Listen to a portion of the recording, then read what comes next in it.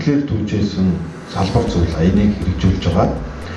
За энэ аяны үрээнд төрийн албаны зөвлөлийн төрийн засгийн хамгаалтын газрын дэргэдэх салбар зөвлөлөөс салбар зөвлөлийн дарга буюу төрийн засгийн хамгаалтын газрын даргаар уг аяныг байгууллагын хэмжээнд хэрэгжүүлэх төлөвлөгөө баталгаад тодорхой ажил арга хэмжээнүүдийг хэрэгжүүлээ явж байгаа. За энэ ажил арга хэмжээний нэг болох авилга албан тушаалын хэрэг болон ашиг сонирхлын зөрчлөөс урьдчилан сэргийлэх соён гэрүүлэх чиглэлийн сургалтыг өнөөдөр байгууллагын нэгжүүдийн төлөөлөл зарим албаагчдад авилгатай тэмцэх газар болон нийслэлийн прокурорын байгууллагатай хамтарч зохион байгуулах гэж байна. Намайг Ундармаа гэдэг авилгатай тэмцэх газрын урьдчилан сэргийлэх соён гэрүүлэх хэлцээ ажилтан комиссар. Төрийн албаагчдын маань онцлог нь төрд одоо тангараг өргөд ажиллаж байна тийм үү? Тэгвэл төрд тангараг өргөд ажиллаж байгаа учраас ард нийтийн зүгээс энэ хүн өөрийнхөө хувийн аж сонирхлын өмнөөс биш одоо нийт ард иргэний өмнөөс төрд ажиллаж байгаамаа гэдэг итгэл үнэмшил байдаг. За энэ итгэл үнэмшил таны өөрийн хувийн аж сонирхол хоёр хоорондоо зөрчилдөж байгаа энэ огтлолцтыг бол хувийн аж сонирхол үүснэ гэж үзэх нь байна тийм.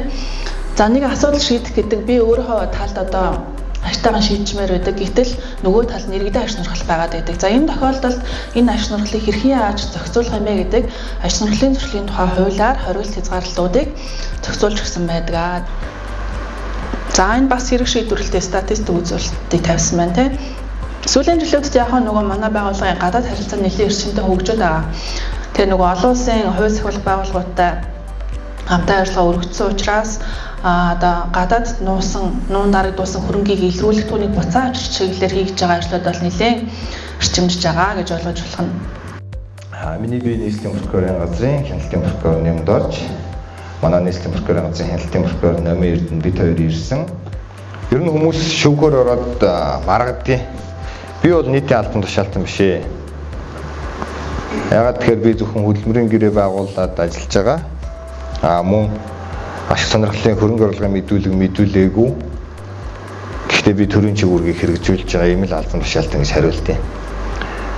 За тодорхой төрлийн зөвлөл заалтыг авилгын эсрэг хуулиар зохицуулаагүй нийтийн болон хувийн аж сонирхлыг зохицуулах ашиг сонирхлын зөрчилөөс өрсөн зэрэг тухай хууль дээр зохицуулаагүй зүйл нь өөрөө авилгын эсрэг конвенцээр зохицуулалтад явдаг.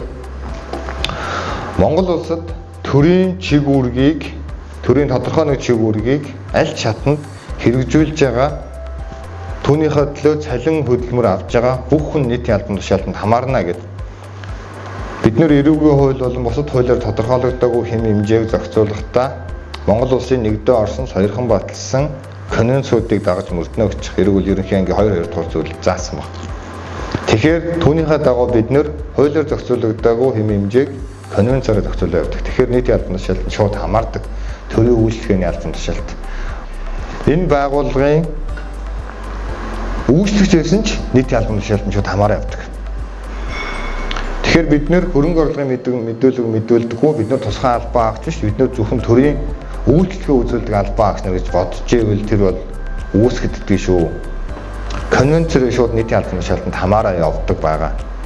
Тэгэхээр яг энэний сөрөг үр дагавар нь өөрөө нийтийн албан тушаалтан болоод эрх мэдэл албан тушаалтын байдлыг уруулан ашиглах энэ хахуул авах, хахуул өгөх гэмтрийн энэ субъектийн шинжийг нь шууд хангаа явуулдаг байгаа. Прокурорын байгууллагаас судалсан судалгааг бас авч хэрэг үүсгэхэд яг танаа байгууллагын ажилтны албан агч нар холбогдсон хэрэг бол нийслэлийн прокурорын газар дээр шалгагдж байгаа юм тохиолдол бол байхгүй. Тэгэхээр бол маш авууштай өөрсдийнхөө өргөсөн тангарагтай өмжөөж бас аливаа нэгэн зөрчил гэмтрэгт холбогдохгүй ингээд явж байна гэдэг энэ байгууллагын бас нэр маш цэвэр байна гэдэг бас нэг ийм илэрхийлэл та бүхний хичээл зүтгэлээс бас гарч байна гэж ойлгож байгаа.